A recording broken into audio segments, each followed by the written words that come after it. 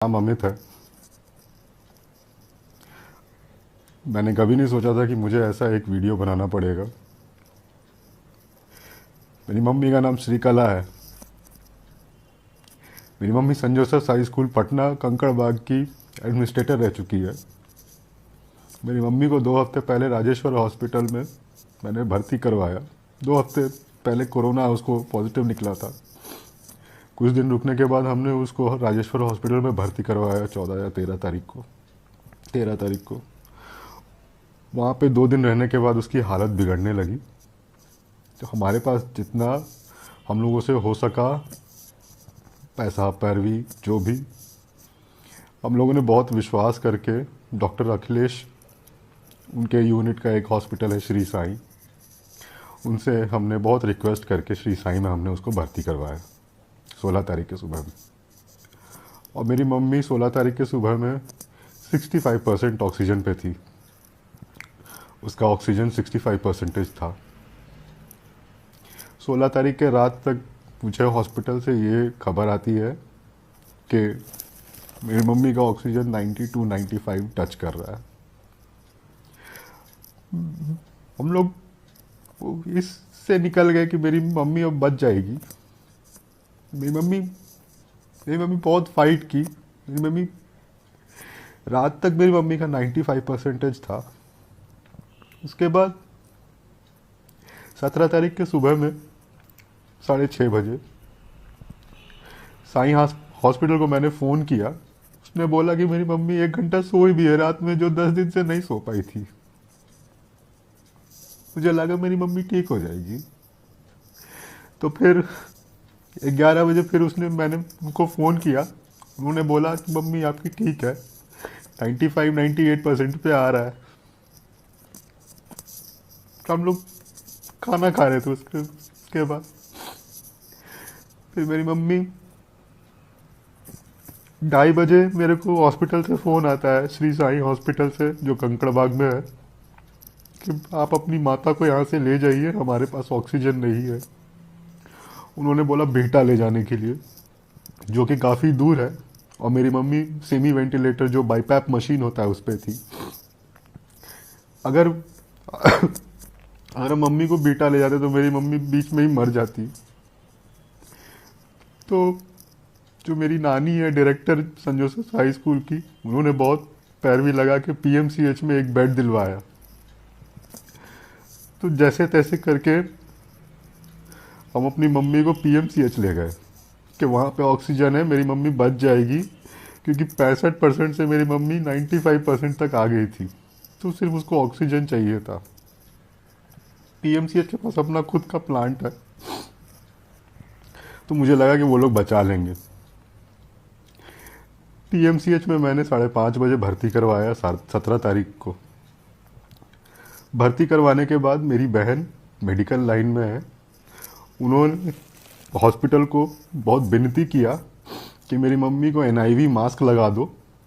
उन्होंने बोला मेरे पास नहीं है। तो हमने जाके एनआईवी मास्क खरीद के उनको दिया कि आप मेरी मम्मी को ये एनआईवी मास्क लगा दीजिए। उन्होंने बोला वो आधे घंटे में लगा देंगे। हम लोगों को यही विश्वास था कि उन्होंने लगा दिया होगा। उन्होंने नहीं लगाया था।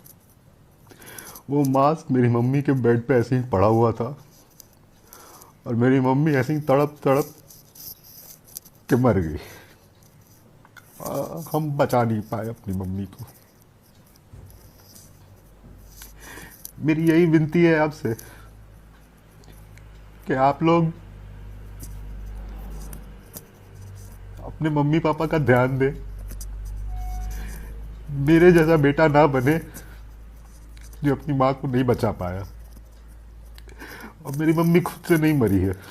मेरी मम्मी को मारने के पीछे श्री साई हॉस्पिटल और पीएमसीएच का बहुत बड़ा हाथ है। और उसके ऊपर से मेरी मम्मी को मारने में बिहार सरकार का बहुत बड़ा हाथ है। मेरी मम्मी बहुत नोबल काम करती थी। कितना बच्चा का एडमिशन, कितने लोगों का जॉब।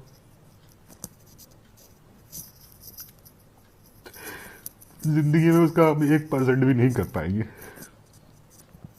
आप लोग प्लीज़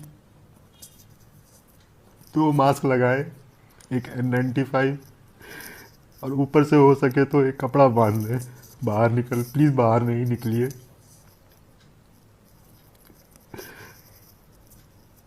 मुझे नहीं समझ में आ रहा है मैं आपसे क्या बोलूं। बस यही बोलना चाहते हैं कि बच के रहिए।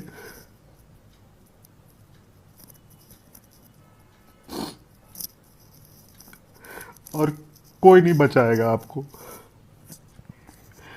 एक और बात मैं बताना चाहता हूँ आपको इस वीडियो के साथ।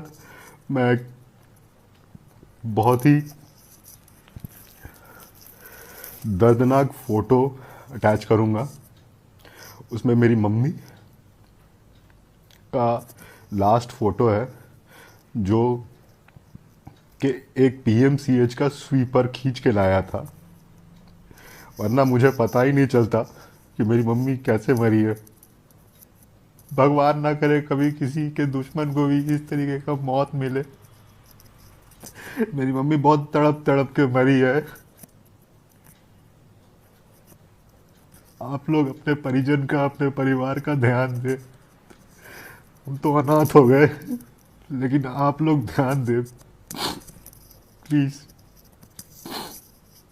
और बिहार सरकार, यहाँ का हेल्थ मिनिस्टर, यहाँ का हेल्थ डिपार्टमेंट, यहाँ का हॉस्पिटल, कोई काम नहीं आया, कुछ भी काम नहीं आया। मार दिया मेरी मम्मी को ये लोग। मेरी एक छोटी बहन है, वो रो नहीं रही है। बहुत ज़्यादा शौक में है। जो जो मेरे को जानते हैं और मेरी मम्मी को जानते हैं, मेरी मम्मी के आत्मा के लिए प्रार्थना कीजिएगा।